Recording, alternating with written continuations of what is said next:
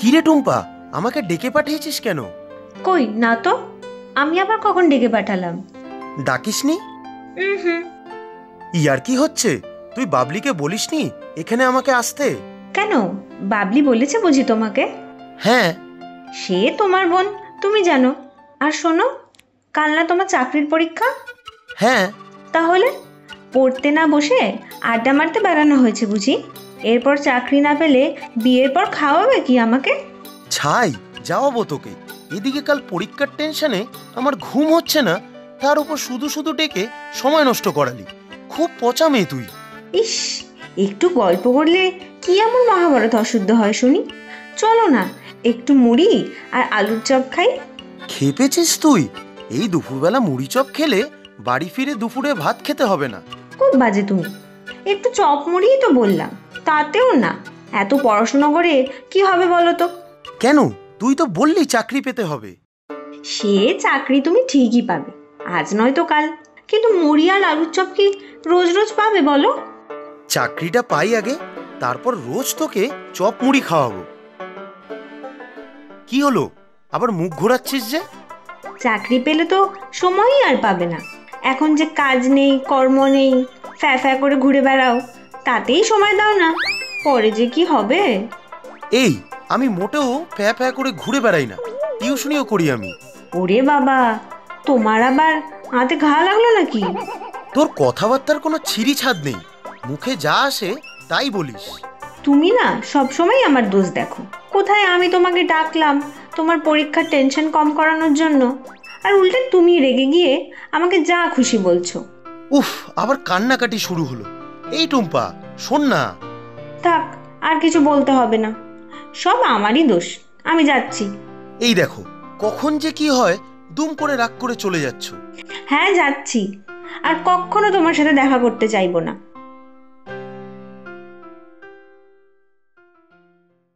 এই বাবলি, যা এবার তোর দাদাকে ডেকে আন। ওরে বাবা, ওকে ডাকতে গেলে খুব রেগে যাবে। কাল পরীক্ষা না, পড়াশুনো করছে খুব করে। ঠাকুর ঠাকুর করে চাকরিটা এবার হয়ে গেলেই শান্তি। যা খাটা খাটছে ছেলেটা। দেখো মা, এবার ঠিক দাদার চাকরিটা হয়ে যাবে। যা ডেকে আন গিয়ে, বলবি অনেক হয়েছে, এবার খেয়ে দিয়ে শুয়ে পড়ুক। আমি ভোরে মন্দিরে যাব পুজো দিতে। টুম্পা দিদির সাথে যাবে বুঝি? হ্যাঁ তো, টুম্পাই তো বললো মন্দিরে যাওয়ার কথা। ভারী ভালো রে মেয়েটা, সেই ছোট থেকেই তো চোখের সামনে বড় হলো, সব সময় কাকিমা কাকিমা করে। তুমিও কিন্তু টুম্পা দিকে বেশ ভালোবাসো। তা ঠিক, পাশের বাড়ির মেয়ে কে বলবে, ওকে তো আমাদের বাড়িরই একজন বলে মনে হয়। আচ্ছা মা, আমি দাদাকে ডেকে দিচ্ছি। তোর বাবাকেও বল খেতে আসতে, অনেক রাত্রি হয়েছে। কি রে দাদা, কি হয়েছে? শরীর খারাপ নাকি? না, শরীর তো ঠিক আছে, কিন্তু মনটা ভালো নেই রে। কাল পরীক্ষা বলে? না না, পরীক্ষার চাপ তেমন বেশি নয়, এরকম অনেক পরীক্ষাই তো দিলাম। তাহলে কি হয়েছে রে দাদা? টুম্পার সাথে ঝগড়া হয়েছে নাকি? এই, তুই বেশি পাকামি করিস না তো। আহারে, বেশি পাকামি করিস না তো। এরপর কিছু হলে আমাকেই তো সামলাতে হবে। তখন তো কাঁচু মাচু মুখ করে বলবি, বাবলি বোন আমার, একটু টুম্পার সাথে দেখা করার ব্যবস্থা করে দে। ও এই ব্যাপার? আর তুই বুঝি আমার দুঃখ দেখে এসব করিস? তার বদলে কম আইসক্রিম খেয়েছিস আমার থেকে। পারিশ্রমিক, বুঝলি, পারিশ্রমিক। এত বড় একটা কাজ করব, তার কোনো পারিশ্রমিক থাকবে না? আচ্ছা ছাড় এসব, চল তাড়াতাড়ি, মা খেতে দিয়েছে। ধুত, কাল যদি পরীক্ষাটা ভালো না হয় তাহলে যে কি হবে। কেন হবে না? ঠিক দেখবি ভালো হবে। চাকরিটা এবার তুই পাবিই পাবি, এই আমি বলে দিলাম। আহারে জ্ঞানদায়িনী। এই বাবলি, ওদিকের কি অবস্থা? হাওয়া গরম, দাদা কিন্তু হেব্বি খেপে আছে। শোন না বাবলি, তুই কর কিছু। ঝামেলা পাকাবি তুই, আর প্রতিবার আমি সামলাতে পারবো না, ব্যাস। এই বাবলি, এরকম করিস না ভাই, তুই না আমার সব থেকে প্রিয় বান্ধবী। থাক থাক, হয়েছে হয়েছে, কি বলেছিস তুই দাদাকে? কাল পরীক্ষা দিয়ে আসার পরও গুম মেরে আছে। ইস, দুঃখ করে বলে ফেলেছিলাম রে, একটু মজা করতে গিয়ে। তা সে বাবুর এতটা লেগে যাবে বুঝতে পারিনি রে। কি এমন বলেছিলি শুনি? ফ্যা ফ্যা করে ঘুরে বেড়াও বলেছিলাম। খুব অন্যায় হয়ে গেছে রে বাবলি, তুই একটু ম্যানেজ করে দে না রে ভাই। এই তোকে ছুঁয়ে বলছি, আর কখনো এরকম বলবো না। তুই বল না ওকে একবার আমার সাথে দেখা করতে। আচ্ছা ঠিক আছে, কিছু একটা বুদ্ধি বার করছি। এমনি বললে কিছুতেই দেখা করবে না রে। এই বাবলি, ওর পরীক্ষাটা কেমন হয়েছে রে? সে বলতে পারবো না, মুখ তো কালো করে বসে আছে, কিছু জিজ্ঞেস করলেই ফস করে উঠছে। ইস, এই চাকরিটা না হলে আমার কপালে দুঃখ আছে, সব আমার জন্যই হলো।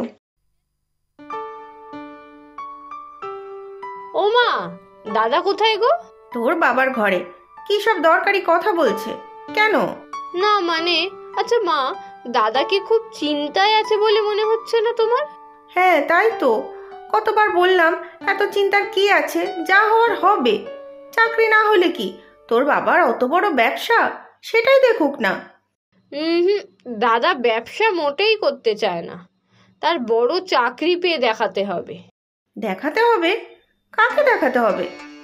ও কিছু না, মানে ওই আত্মীয় স্বজন পাড়া প্রতিবেশী সবাইকে দেখাতে হবে। আচ্ছা মা, তোমার সেই ভালো মেয়েটার খবর কি?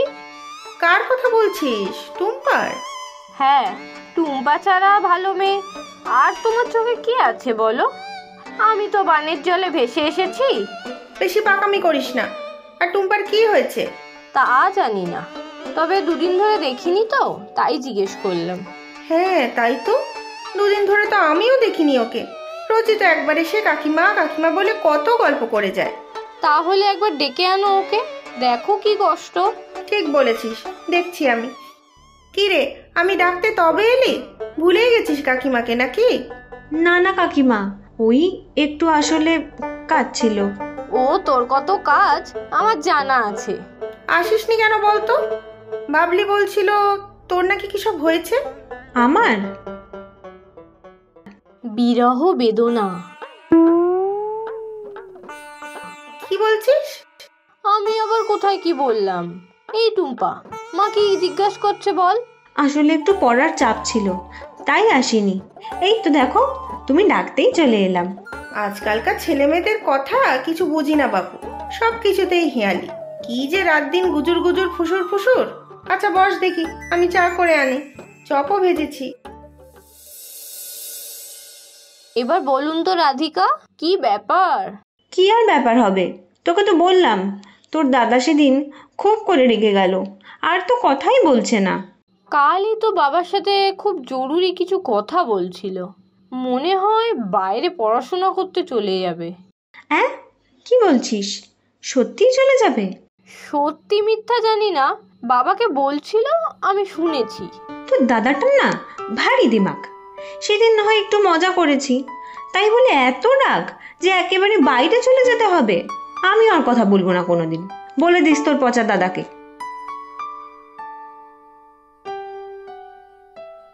নে টুম্পা, গরম গরম চপ।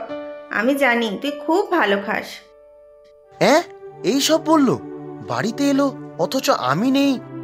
তাই তো, খুব কষ্ট পেয়েছে টুম্পা। তুই কি সব বলেছিস? তাই জন্যই তো তুই থাকবি না জেনে মায়ের সাথে গল্প করে চলে গিয়েছে। আমার কথা কিছু জিজ্ঞেস করেনি? তোর মুখই দেখবে না বলেছে, তারপর রেগে দুম দুম করে চলে গেল। সেদিন এত পরীক্ষার টেনশন ছিল, তাই একটু কিছু বলে ফেলেছি, তাই বলে এত রাগ? এবার দেখ কি করবি। কি করি বলতো, একটা বুদ্ধি তো দে।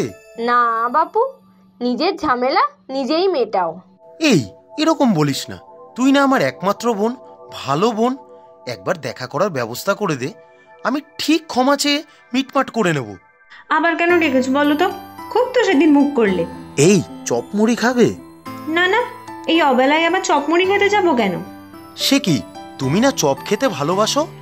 সেদিন কাকিমার হাতে খেয়ে আসলাম তো। দেখো, তোমার জন্য আমি হালুয়া এনেছি, তুমি কত ভালোবাসো। ও বাবা, হালুয়া আনতে আবার কে বললো?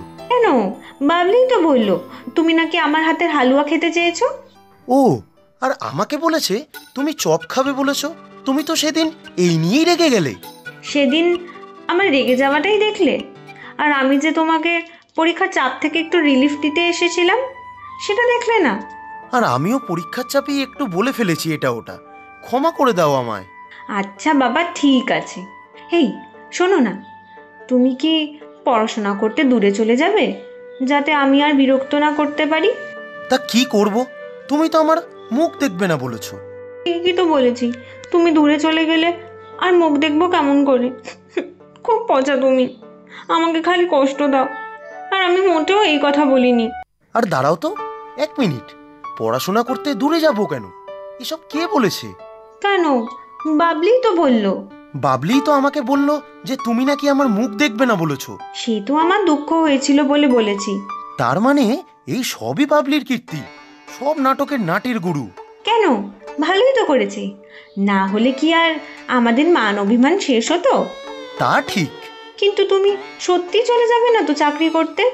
দূর দূর, গুলিমারি চাকরি। বাবার সাথে কথা হয়েছে, আমি আমাদের পারিবারিক ব্যবসাতেই বাবার সাথে যোগ দেব। পড়াশোনা যা শিখেছি তা কাজে লাগিয়ে ব্যবসাটাকে আরো বড় করব। ইস, সত্যি বলছো তুমি? সত্যি সত্যি 3 সত্যি। প্রচুর সঠিক উত্তরদাতাদের মধ্যে থেকে আমরা বেছে নিয়েছি 10 জনের নাম। গল্পের নাম লাল সাইকেল। নামগুলি হলো পার্বতী মণ্ডল ঝাড়খণ্ড থেকে, অদ্রিজা ঘোষ কলকাতা পশ্চিমবঙ্গ থেকে, সিজা খাবারগাছি হুগলি পশ্চিমবঙ্গ থেকে, রাইফা আশুলিয়া ঢাকা বাংলাদেশ থেকে, তাশা নেত্রকোনা দুর্গাপুর বাংলাদেশ থেকে, রাজশ্রী মণ্ডল হাওড়া পশ্চিমবঙ্গ থেকে, মাইশা ফেনী বাংলাদেশ থেকে, নওরিন ঢাকা বাংলাদেশ থেকে, প্রতীক দাস পূর্ব মেদিনীপুর পশ্চিমবঙ্গ থেকে, জুথি ঝিনাইদহ বাংলাদেশ থেকে। আজকের প্রশ্ন, টুম্পা কি খেতে ভালোবাসতো? তোমরা প্রশ্নের উত্তরের সাথে নিজের নাম আর কোথায় থাকো সেটাও লিখে জানাবে কিন্তু।